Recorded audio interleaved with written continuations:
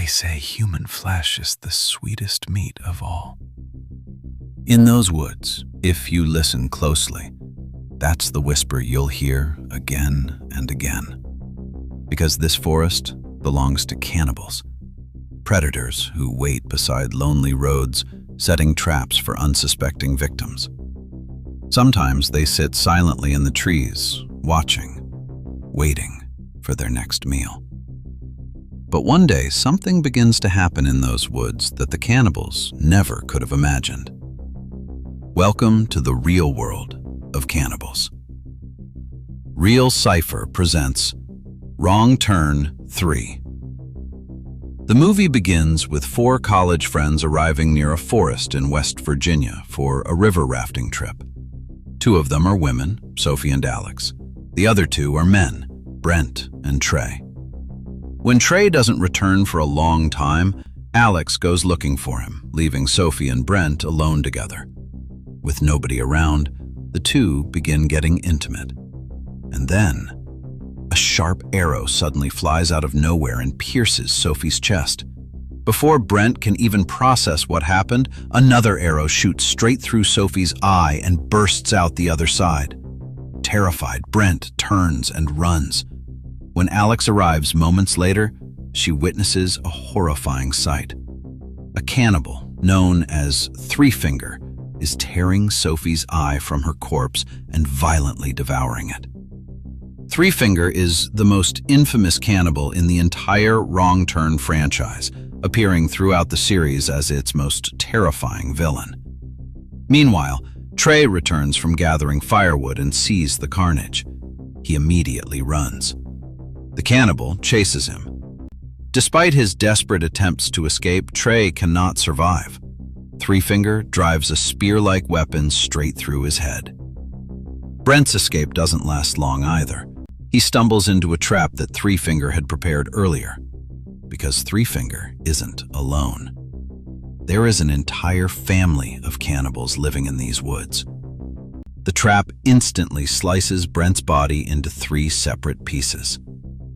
Out of the 4 friends, only Alex survives.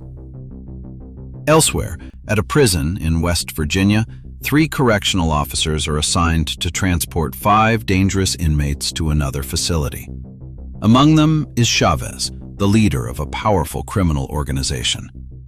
Authorities receive intelligence that Chavez's men are planning to hijack the transport bus during the transfer. To avoid the ambush, the officers begin the transport ahead of schedule and choose a different route. Unfortunately, that route leads directly through the infamous forest known as Paper Mill Road, a place ruled by cannibals. The transport begins. Along the way, they meet Sheriff Carver and Deputy Lane at a station. Meanwhile, Three Finger and his relative, Three Toes, are busy setting new traps throughout the woods. Their goal is simple. Nobody enters this forest and leaves alive. As the prison bus enters Paper Mill Road, a small jeep begins following behind it. Suddenly, Three Finger launches a razor wire trap. The bus tire explodes. The driver loses control. The vehicle flips over violently. Although Three Finger witnesses the crash, he chooses not to attack immediately. Officer Nate manages to free the inmates from the wreckage. The moment they're outside, Chavez seizes Nate's gun. Officer Preslow tries to aim his weapon at Chavez from behind, but before he can fire, a sharp projectile flies out of the forest and impales his throat. He dies instantly. At first, everyone assumes Chavez's men are responsible, but moments later, arrows begin raining toward Chavez as well. That's when they realize someone else is hunting them. Chavez orders Nate to unlock the handcuffs. Unfortunately, the keys are trapped inside the burning bus. Risking his life, Nate climbs back into the wreckage. Inside, he finds Officer Walter critically injured. Nate retrieves the keys and rescues Walter. The second they escape, the bus erupts in a massive explosion. The fire damages the keys, making them difficult to use. Still, Chavez refuses to kill Nate. because he understands something important. Nate is the only person capable of leading them out of these woods alive. As the group continues forward, Alex suddenly bursts from a nearby bush and tackles Nate. Thinking she's under attack, chaos erupts. Alex quickly warns everyone. These woods belong to cannibals. They kill people. Then they eat them.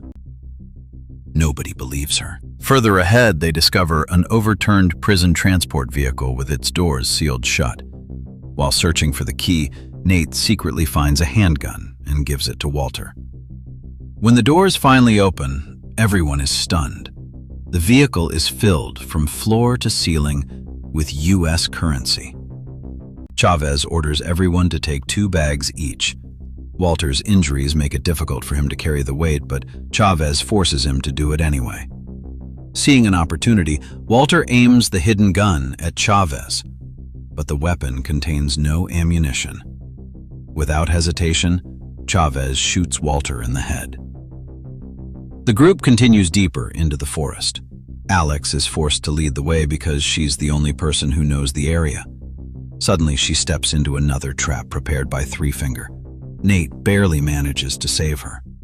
Nearby, Three Toes launches an attack from hiding, but Chavez shoots him dead. This is when Alex reveals an important detail. The cannibal who killed her friends wasn't this one, which means there are more cannibals in the forest. Chavez comes up with a brutal idea. He leaves Three Toes' severed head behind as a gift for Three Finger. Sometime later, Three Finger discovers the corpse. When he sees his relative's decapitated head, he unleashes a scream of pure rage that echoes through the entire forest. As the group moves forward, Chavez notices something hanging from a tree. Without thinking, he grabs it. Another trap.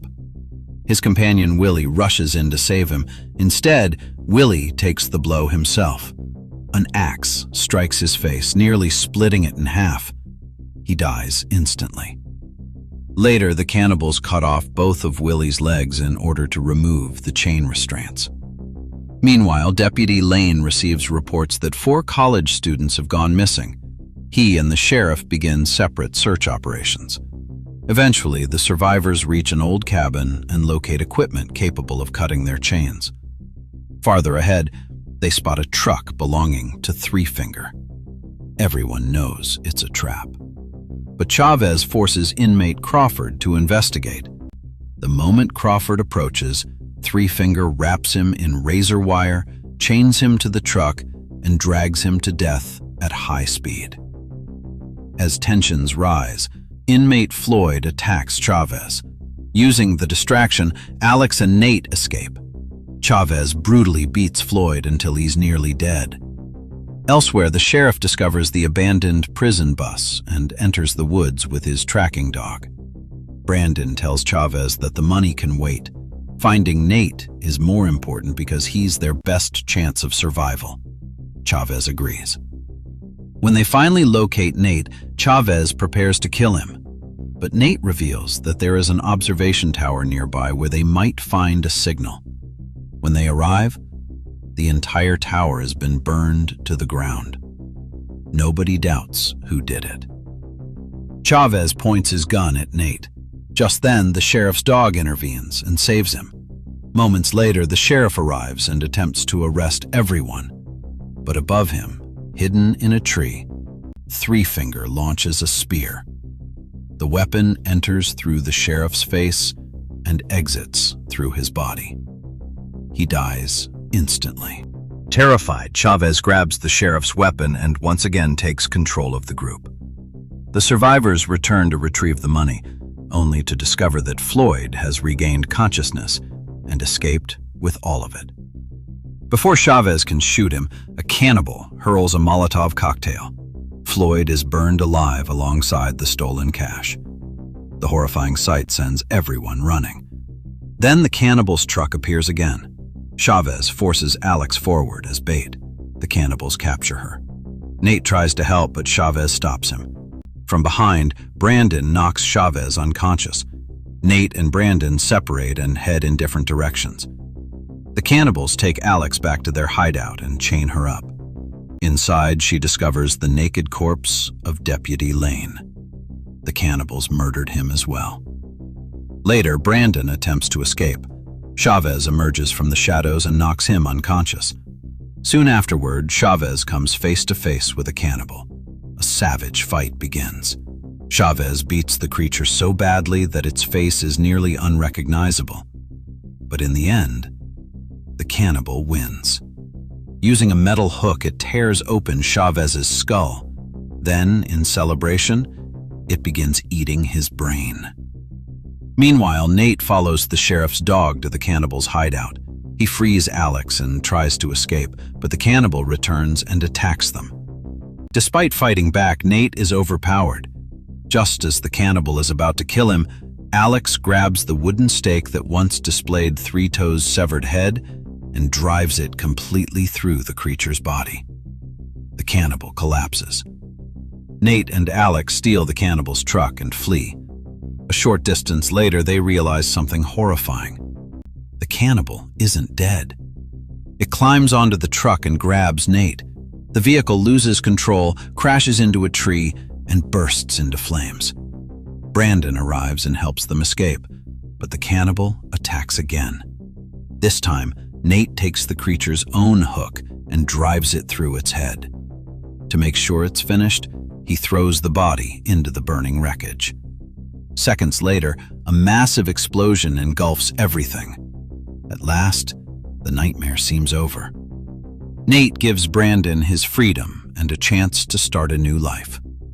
Police units arrive. Nate and Alex survive, but several days later, Nate returns to the overturned transport vehicle to retrieve the money he left behind. Greed leads to sin, and sin leads to death. For Nate, that lesson comes too late. An arrow suddenly tears through his body from behind. The person responsible is none other than Brandon, the very man Nate gave a second chance. After killing Nate, Brandon attempts to escape with all the money, but someone else has already been waiting for him. Another cannibal. Brandon's final screams echo through the forest. Once again, the forest wins. Every frame has a secret.